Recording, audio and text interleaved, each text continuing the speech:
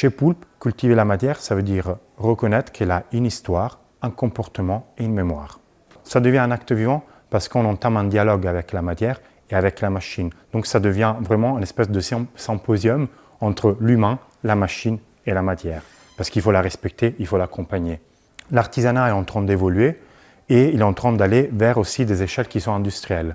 Nous, on est des artisans d'art, on se définit des artisans d'art qui utilisent des moyens industriels comme des robots.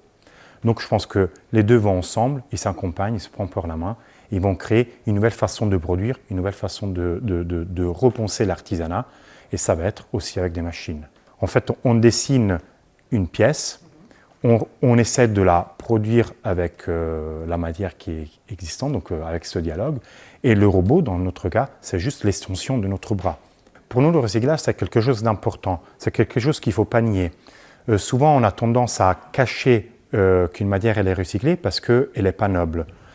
Pour moi, le recyclage devient l'acteur principal de la construction de la pièce parce qu'elle part d'elle-même, elle a une histoire, et même s'il y a des défauts, c'est pas grave, ça fait partie de son histoire et ça fait partie de l'histoire de la pièce.